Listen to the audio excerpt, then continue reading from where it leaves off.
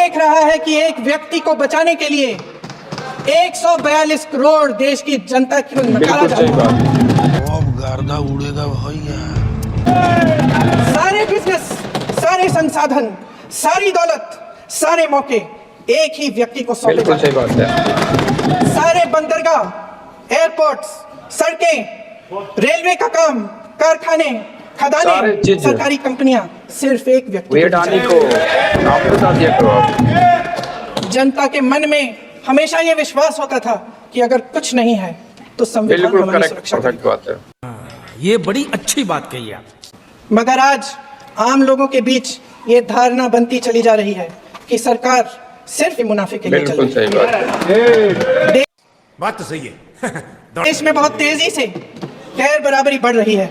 जो गरीब है वो और गरीब हो रहा है, और गरीब होता जा रहा है। जो अमीर है वो और अमीर हो रहा है। सही।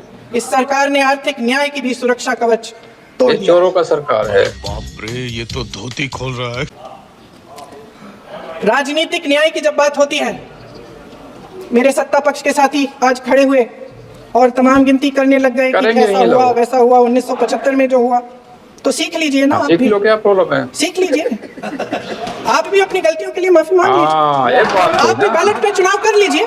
आप भी बैलेट पे चुनाव कर लीजिए। मुझे अपने घर जाना है। मुझे घर जाना है। दूध का दूध, पानी का पानी हो जाएगा। आप राजनीतिक न्याय की बात करते हैं, कुछ नहीं करते लोग, चोर लोग हैं। सरकारों को पैसों के बल पर गिरा देते हैं। बिल्कुल। मंदिर के साथ चोरी हो रहा है। मेरा आग्रह है कि अपन संविधान में सकारात्मक इसको बड़ा गरीब लोग की लगती है।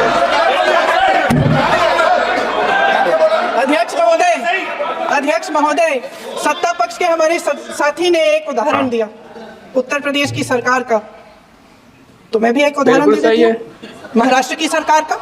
मैं भी एक उदाहरण दे देती हूँ हिमाचल की सरकार को तोड़ने की कोशिश किसने की, पैसों के बल पे की, गोवा की सरकार। तमाम उदाहरण है। क्या ये सरकारें जनता ने नहीं चुनी थी? क्या संविधान इन पर लागू नहीं था? मानेंगे नहीं ये लोग ना। पूरी देश की जनता जानती है कि इनका हंसती है, जानती है कि इनके यहाँ तो वॉशिंग मशीन है। गजब बेइज्जती है। तो यहाँ से वहाँ जाता है, चले जाता है, वो धुल जाता है। इस तरफ दाग, उस तरफ सुरक्षा। और मेरे कई ऐसे साथी हैं जो इस तरफ होते थे उस तरफ चले गए। गजब बेइज्जती है भाई। मुझे दिख भी रहे हैं वॉशिंग मशीन में, शायद धुल रहे हैं। अध्यक्ष महोदय, जहाँ भाईचारा और अपनापन होता था, बिल्कुल दिया था, जहाँ हमारे संविधान ने एकता का सुरक्षा कवच दिया था, ये लोग ऐसे ही करते हैं और घृणा के बीज बोए जा रहे हैं। क्या बात है सर, क्या बात है सर, क्या बात, ये बात है। अरे सर क्या बात। एकता का सुरक्षा कवच तोड़ा जा रहा है। प्रधानमंत्री जी यहाँ सदन में संविधान को की किताब को यूं माथे से लगाते हैं, लेकिन संभल में, हाथरस में, मणिपुर में जब न्याय की गुहार आती है, उठती है, तो उनके माथे पे शिकन तक नहीं आता। हमारे यहाँ ऐसा ही होता है।